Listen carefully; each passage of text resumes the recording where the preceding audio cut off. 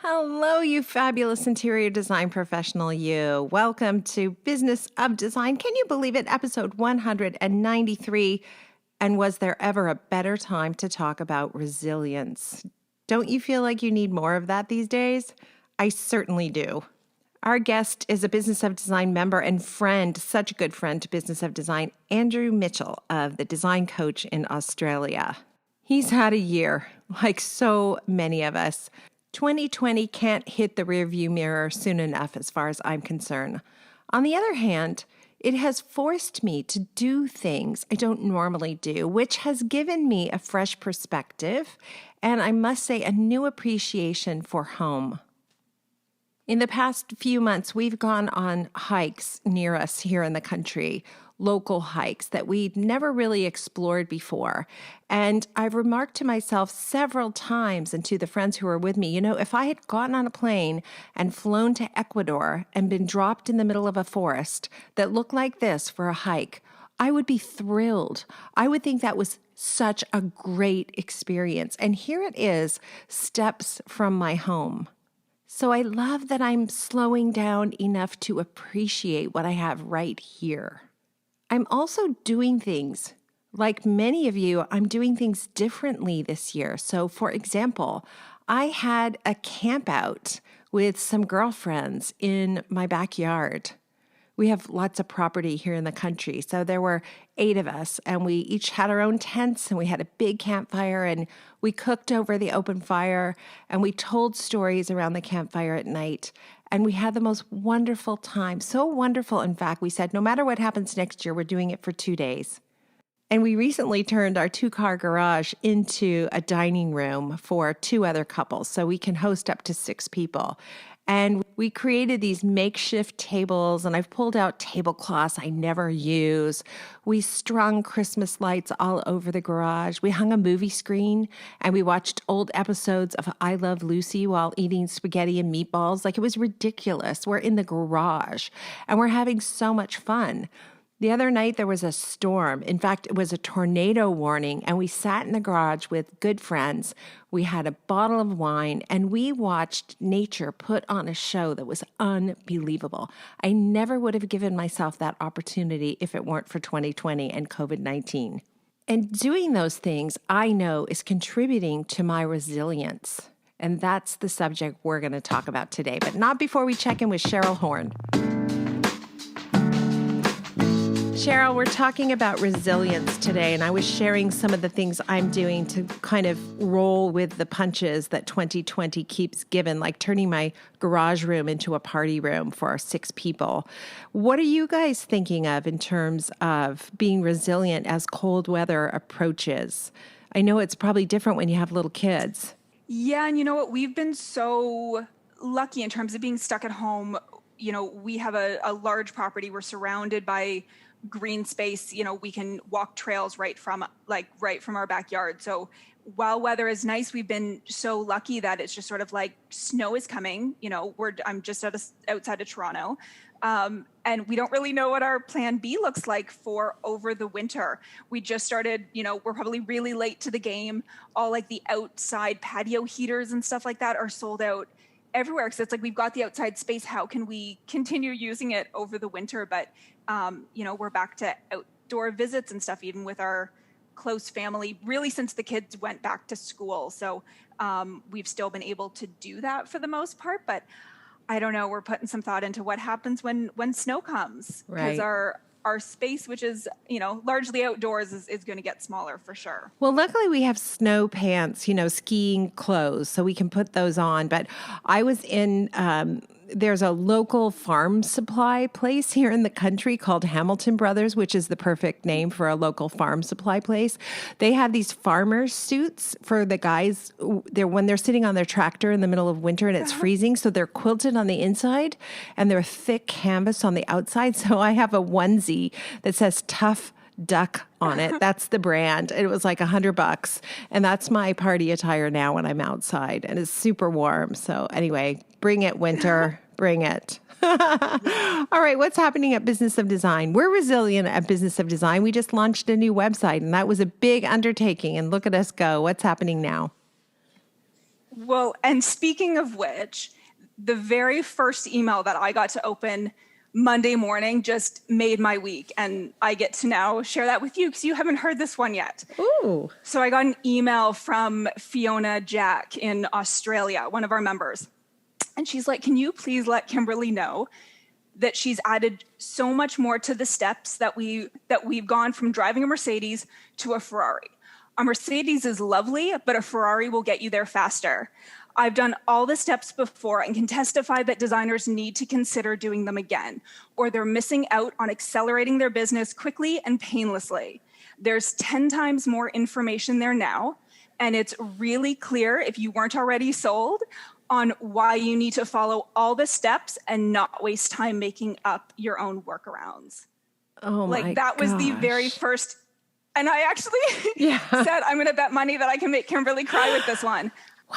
Like the time and dedication that you put in over the last 6 months, like that right there makes it worth it. And of course, she's referring to Business of Design's 15-step project management strategy, which is now our certificate program. But, we were saying this leading up to launch that we were almost more excited for existing members to retake the steps than those new to Business of Design getting to take them for the first time. But I feel like that just... Wow. I don't usually lead with a testimonial, but that was my first email Monday morning that I got to read. Wow. Thank you so much, Fiona. You have no idea what that means, because there was a point at which I'm like, is all of this sacrifice and effort worth it? Like, is this going to matter? And so thank you. It mattered. So thank you. Wow. Oh my gosh. Yeah, you got me. I'm such an easy mark. Yeah. I'll give you a minute with that one. But the next big thing coming up is our first BOD Live. So our monthly, get-togethers with members has been group coaching up till now, and we'll still leave time at the end to answer those questions. I think, with all of our new programming, we're certainly already getting far less questions. But BOD Live, it's our virtual meetings with members. We are switching we're going to give it a try, switching from webinars to actual Zoom meetings, which means if you are planning to join us, we're going to ask you to open up your audio, open up your video, and, let's see some faces, let's connect. And we invite everyone to join in on the conversation. And we're launching the first one with what we're calling I'm Over It. So we've invited 3 of our longtime members and advocates to join in on the conversation and help us launch the conversation. And we're asking them what they're over with in their business this year, or with clients, or, with life, with 2020. And more importantly, what are they going to do about it? What changes are they going to implement? So we're really excited to have Rebecca Ward, Jamie Galapo, and Christopher Shields be part of this conversation. And then, of course, all of the members on the call, who, again, we're going to ask to open up their video and audio and be part of it. Anybody else who wants to share with the group, hopefully this will open up some candid conversations. And this is all happening on Wednesday, November 4th, 1 p.m. EST.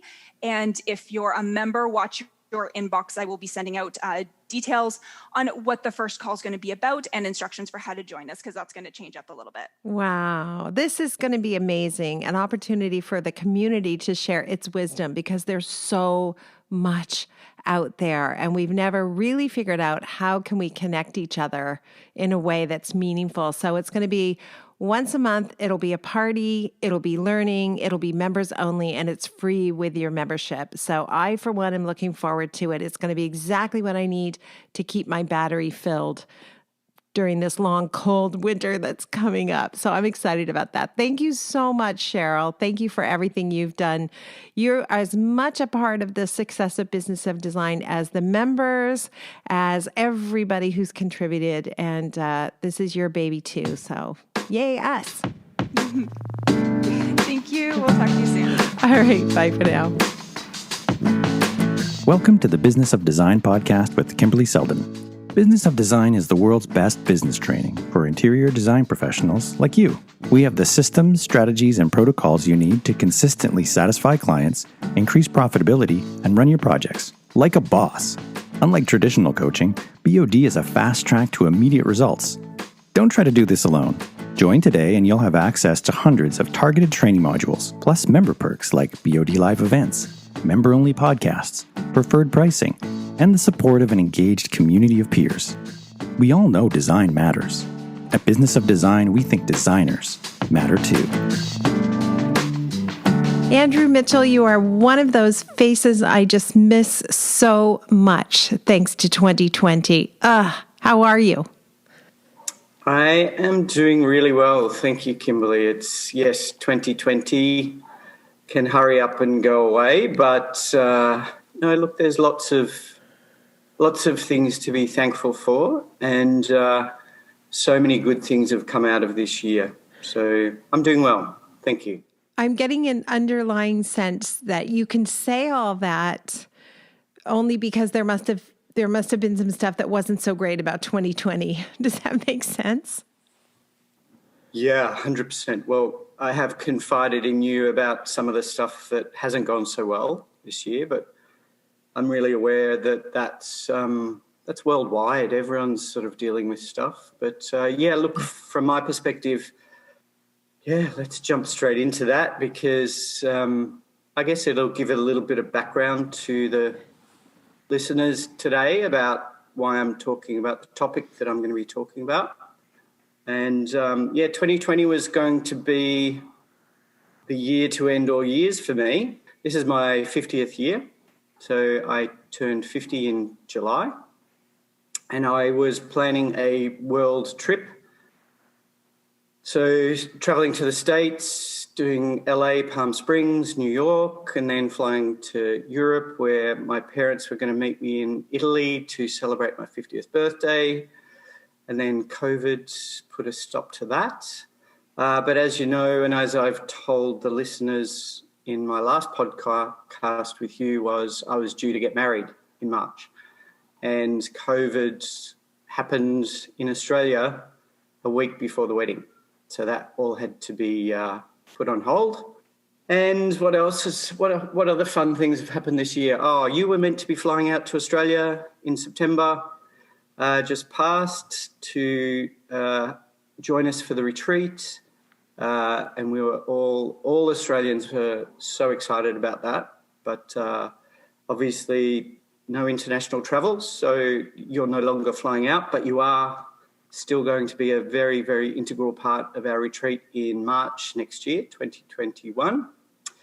And then on top of that, a bunch of personal stuff. So I won't go into the nitty-gritty details about it, but it has been a challenging year.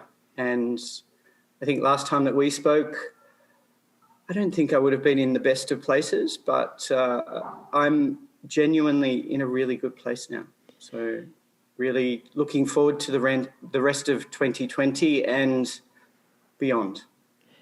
What I love about Andrew, you don't have to know Andrew very long before he shows you his genuine self.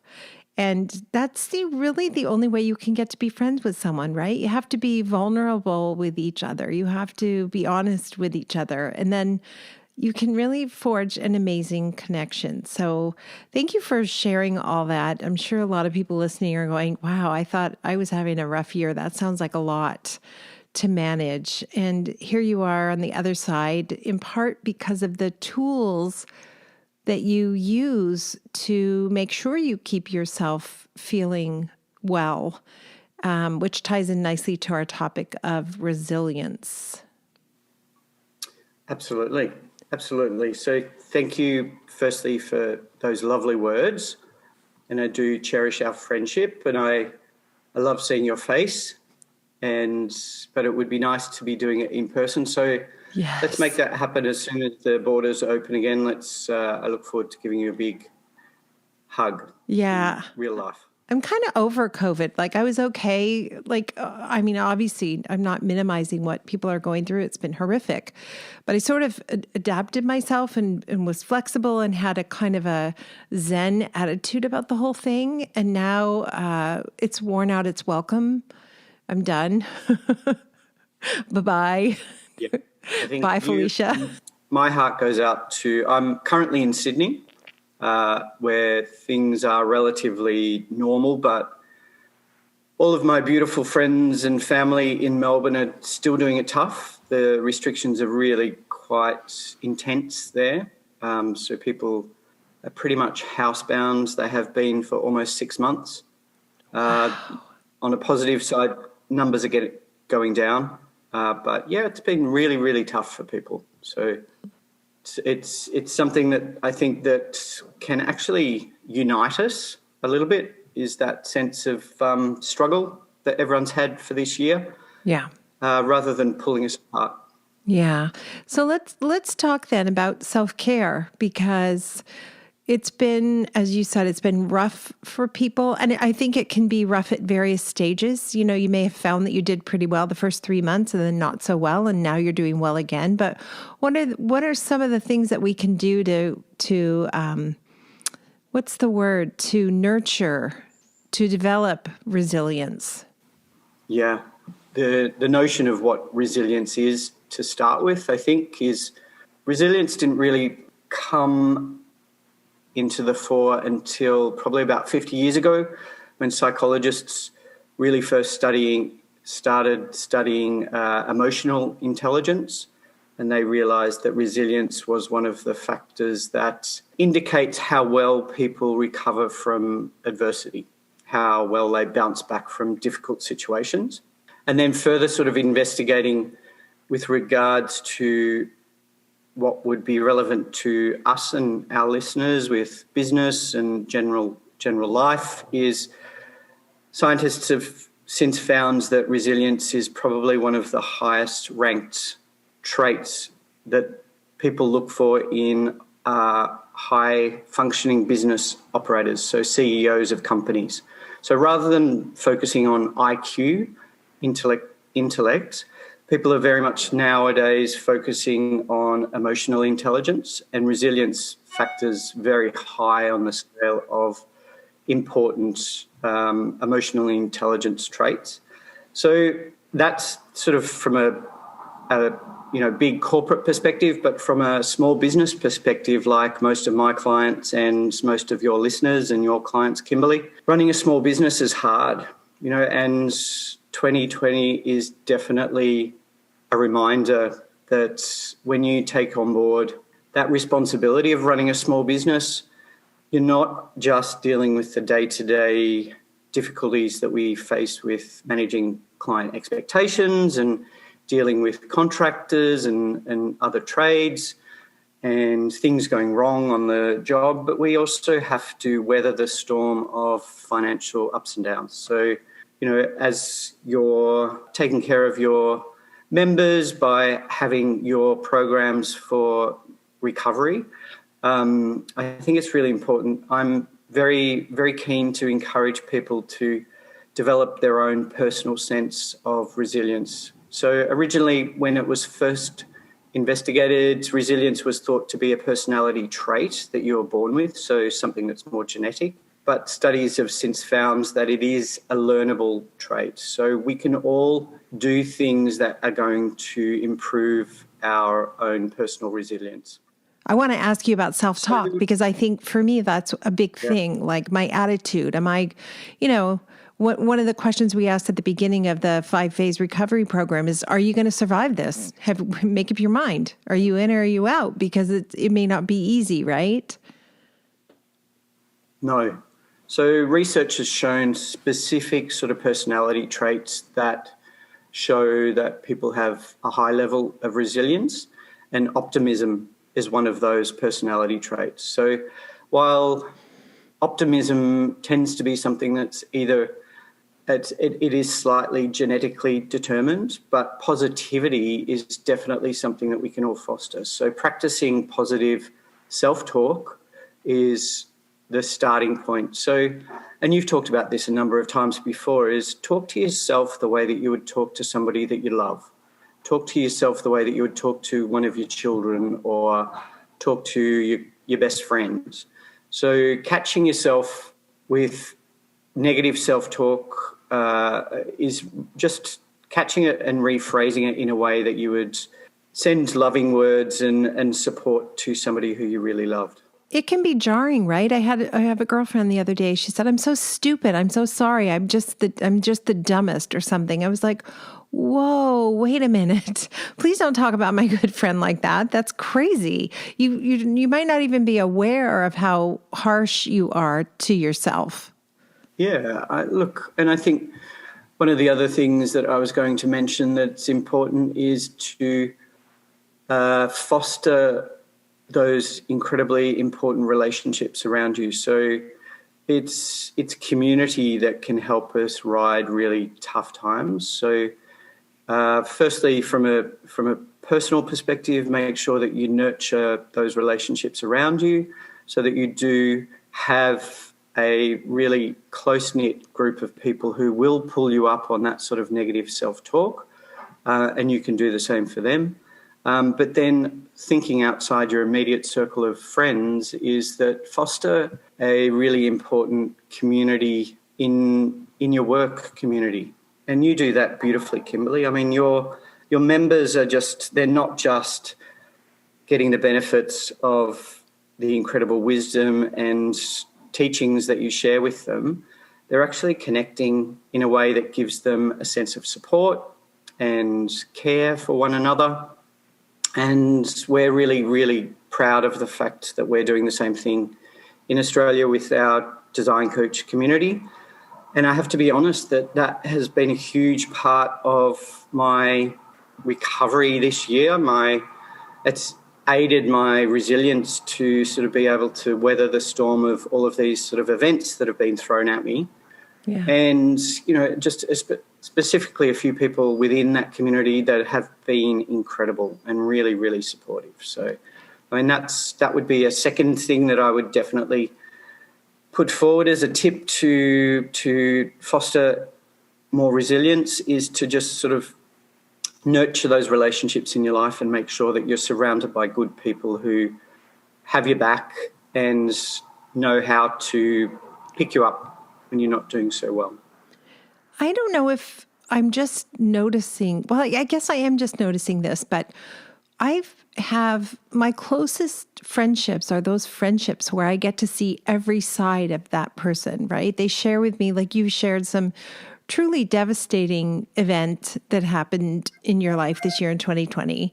And I have other friends that just always kind of keep it superficial. And I think that really puts a limit on how close the connection's going to be almost, right?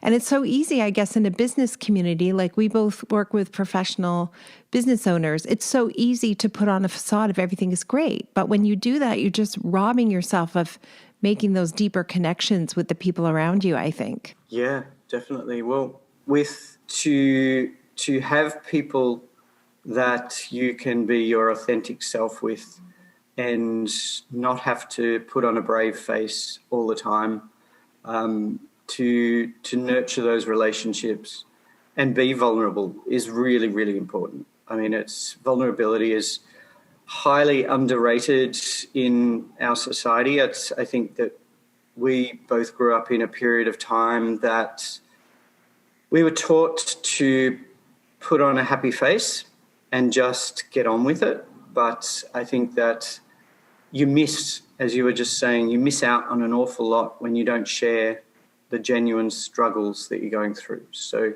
I think being open and honest with the right people, you've got to pick those people. You don't just sort of walk up to anyone in the street and sort of open your heart to them, but making sure that you are developing, and that takes time. It takes time to develop those sort of relationships and have good intuition about who really has your best interests at heart.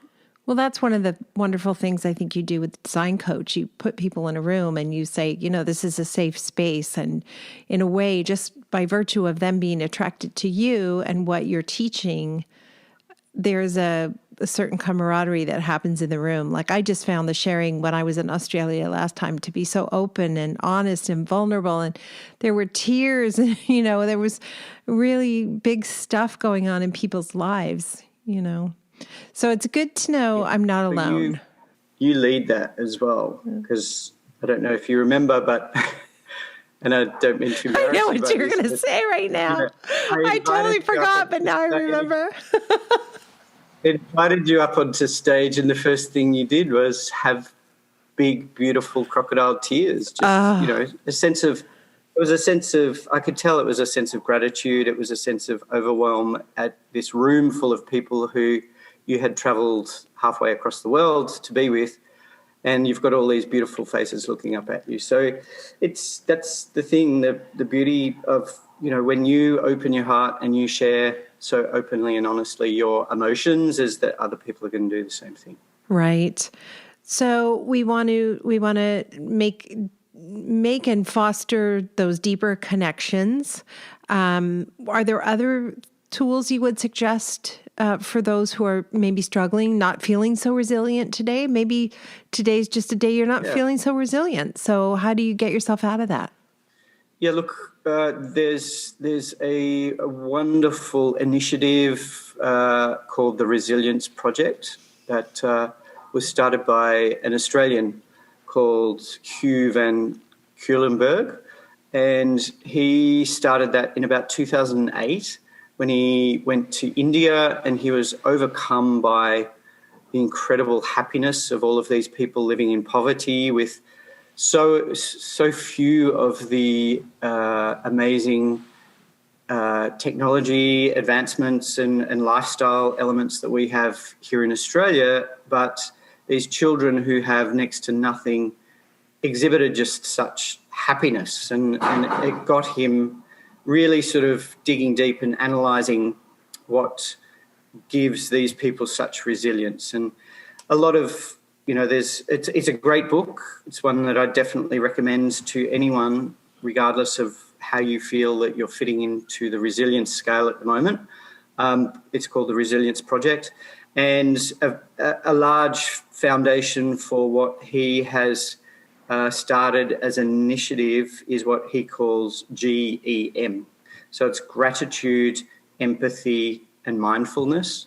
It's a practice that's designed to not only sort of work as a preventative for feeling any sort of mental illness like depression or anxiety, but it's also a really good practice to put into place if you are currently experiencing some form of anxiety or depression. So, and I have to say that was a big thing. So in all honesty, I went into a little bit of a negative space midway through the year because of some of the things that were happening personally and just being overwhelmed by what was happening in the world.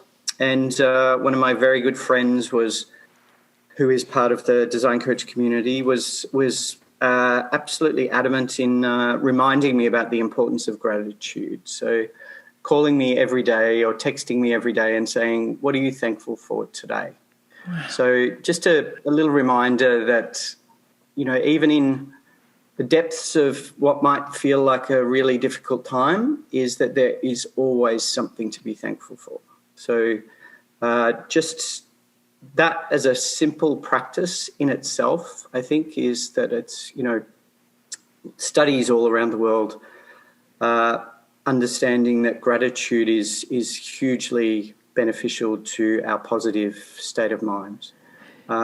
Empathy is something that, again, is partly intrinsically, inherited in part of your DNA, but it is something that can be fostered. So empathy is that state of mind where you have a degree of compassion for people around you. So it's a different thing to compassion. It's definitely, empathy is being able to understand and truly appreciate the mindset of somebody around you. And empathy, it works towards resilience because it gives perspective, gives you some sort of idea of what might be happening. As I've mentioned to you before, yes, it's been a tough year for me, but I'm also very well aware of the fact that it's a tough year for everyone around me. So if there are times that you feel that it's too much and that the world is getting on top of you, is just to remember that people around you are also experiencing difficult times, and then sort of applying that to work environments, like say if you're having a difficult time with a client, empathy for that client and being able to put yourself in their shoes. What are their thoughts? What are their feelings? What are they going through at that particular time? Really enables you to be a lot more resilient and be able to, rather than absorb all of the negative energy that might be being sent your way, is to deflect it a little bit and put yourself in a position where you can have a better understanding of where they're coming from. And mindfulness is it's a very overused word nowadays with regards to wellness, but mindfulness is being aware of who you're being and the way that you're operating in the moment. So rather than looking to the past and lamenting things that have happened to you, situations and experiences that might be negative. So rather than looking to the past, to things that you can't change, because we can't change the past, focus on what you're experiencing and what is good in your life here and now in the moment. And rather than looking to the future and being stressed about things that you also can't change, you can't change the future. Just focusing on where you're at the moment, the things that you can actually change in the very moment, and also being appreciative for the things that you have in the moment. And these things take practice, right? They don't just happen overnight. You get better at it. Absolutely.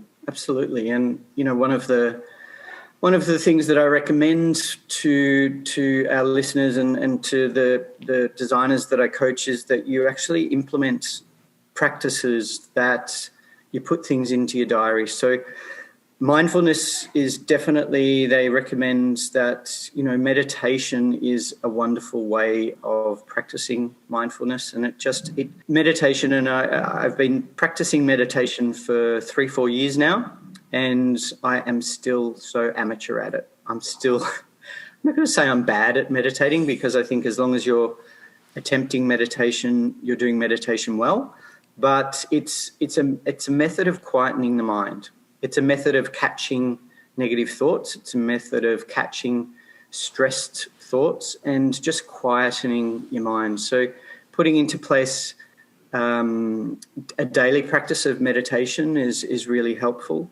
But then, actually just sort of having open conversations with people in your life, those people that we've talked about, those friends and family members who have your back, and encouraging them to stop you having negative self-talk, to encourage open conversations about positivity and share with each other gratitude. So make a point of every single day sitting down and noting what you're grateful for. And it can have a huge effect on your state of mind. The people I know who really, I believe them when they tell me that meditation's made a huge difference in their life. It just really grounds them. Every single one of them meditates for longer than 20 minutes. So it seems to me that seems to be the kind of, you have to get past that 20-minute mark. And I'm like 5 minutes in and my monkey squirrel brain is like exploding with things to do. But they all keep telling me, like, you got to go for 20 because there's just something. It's like that hitting the wall when you're running. If you just will push through it, you'll get to the other side and there are rewards there. But honestly, man, oh man, I sit down to do the meditation for 5 minutes and it feels like it's an hour and a half. Yeah. Look, and some of my clients talk about there's different ways of meditating. So some of my clients prefer that they like yoga. So yoga is a form of meditation. It's, it's removing you're putting your mind at ease and you're stopping the chatter. Yeah. And you're stopping your mind racing to all of the things that you have to achieve for that day. Mm-hmm. So you need to be kind to yourself, Kimberly, and not berate yourself for not being able to meditate for more than 5 minutes. And look, in all honesty, it is something that does take practice. So I listen to guided meditations, which I would recommend to anyone who is starting out meditating. Guided meditations give you a little bit more focus rather than just having to have a chant and sit without something to focus on for 20 minutes. That is a relatively advanced level of meditating. But also not to make yourself, the readings that I've done about meditation are that thoughts, you will never stop your thoughts. So to be able to just catch the thoughts and almost thank yourself for the thoughts, not berate yourself for having thoughts, and just note that they're thoughts, and then move back to trying to have just a peaceful state of mind. I have the app Insight Timer. Do you use that one? It's Australian, I think, because there's a lot of good Aussie accents on there. Yeah, no, I haven't tried it, but I'll definitely look it up. I've got a whole set of meditations from the wonderful Deepak Chopra. Oh, wow. And I just keep going back to them, and his voice is just, you hear his voice and I'm instantly in a state of calm. Yeah. It's wonderful. It's so good. It's so good. For any of us that have experienced difficulty in 2020 or any time for that matter, is that there will be moments of feeling overwhelmed. There will be moments of feeling sad. And to allow yourself, don't indulge yourself, but to allow yourself to feel those emotions at the time and share that with people. Let people know that that's how you're feeling. And as long as that's not something that's happening for a prolonged period of time, is that it's a perfectly acceptable state of mind to be in as well. I probably told you all this already, but back in March, I took a course I think it was called the Happiness Project or the Happiness Course. One of the big takeaways was that you could really improve your happiness by a big margin immediately by getting off social media, that there was absolutely no benefit in terms of being happy to spending any time on social media. It was she presented all the scientific fact, of course, but it was really compelling. And I have just disappeared for a large part of every week from social media. And anyway, I don't know if you've ever thought about that or had any experience with that.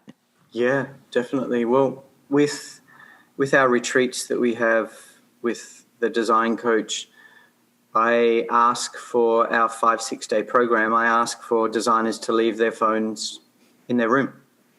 And yes, of course, at the end of the retreat, I want them all getting back on Instagram and posting about how fabulous the retreat was. But it's really important to give ourselves breaks from social media. And I know the iPhone does, and I'm sure Android phones do it, but they give you a weekly report about how much time you are spending on your phone and how much time that is on social media, how much time it's on emails, text messages, internet. And I think it's really important that people recognize the negative effects of too much social media. But it's a conundrum because we're also then told that that's an incredibly important part of building brand awareness and marketing our business. So I think that we need to find a happy medium. And you don't want to throw the baby out with the bathwater and throw social media away altogether, because it's an integral part and it's going nowhere and it's going to be here for long term. But then putting into place practices like just maybe once a week, have a day away from social media altogether. Have a day away from your phone altogether.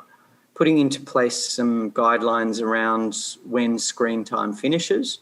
So I think, hearing from, how very focused I am on wellness with the design coach, one of the things that I hear over and over again from designers is that from many, many people is that sleep is really, really something that they struggle with. And when we're not sleeping well, we're not functioning on all cylinders. So it doesn't matter how well you exercise, how good your diet is, how much you meditate. If you're not sleeping well, really can affect your cognitive abilities and your emotional well-being as well. So just being able to limit screen time is also really, really important. Thank you so much for this interesting topic. I think it's coming at a good time. We're nearing the end of 2020, but maybe not the end of COVID. We're all figuring out, oh, wow, this is a marathon. I thought it was a sprint. And, I think resilience is going to be something we all need to draw on in the months ahead as we work through whatever is left of this pandemic. And I know Andrew would agree with me that we hope you're well and you're safe wherever you are. Andrew, we like to end every episode with design intervention. What have you been thinking about these days? So I did give some good thought to what I wanted to mention, and I think in line with what we've been talking about today, I really wanted to stress to designers that there is no gain in pretending that you've got it all together. I think that it takes courage and grit to be able to turn around and ask for help from people and to admit that you're not coping. It's I think that from my perspective, I would just really, really strongly encourage designers to have the courage to be able to turn around and ask people for help when you need it. Yeah. And if you're anywhere near Byron Bay in March, the retreat, do you have any openings left for the retreat for the design coach? We do, Kimberly. So the retreat's from 11th to 16th of March, 2021. And we've only got, I think we're opening up to 25 designers, and we've sold 14 places already. And that's with COVID in full swing. So as COVID restrictions ease over the next month or so, I think people are going to be jumping on board. There's a lot of interest. We've currently got what we're calling our Smart Bird offer. If you go to the website, you'll see some beautiful dancing flamingos highlighting this offer. And it's $3,750 for the retreat. That's a saving of $200 off the full retail price. And at the moment, up until Christmas, we're offering any designers who sign up that the deposit that they pay is only $250 with nothing else to pay until early 2021. Nice. And I heard just nothing but wonderful things about the retreat when I was with your people, your tribe in Melbourne. They just talked about it so highly, so enthusiastically. So I'm positive you're going to sell out, and it's going to be a beautiful experience. And you'll come back on the podcast, I hope, and tell us how it was, and tell us what some of the high points were. Yeah, and you're going to be a huge part of it. So that's, Kimberly's not able to be there in person, but we're going to have her set up on a big screen TV, and the people who are coming are so excited. We're just going to sort of beam you in. We're going to pretend that you're there. We're going to put a tequila in your hand at some stage and make sure that you're enjoying the fun parts of the retreat as well. Oh, well, I'm looking forward to it. I really am. And definitely sad that I'm not going to be there in person, but next time for sure. And you be well. You look fabulous, by the way. You can't be 50. Impossible. Thank you. You're looking well too. It's so nice to see you. Thank you for being part of the Business of Design community and supporting BOD's mission to improve the industry one design business at a time. It's time for you to take the next step and join Business of Design. Like thousands of design professionals in 50 countries around the world, you'll find the systems, strategies, and protocols you need to dramatically improve your business and transform your life. What are you waiting for? Start today.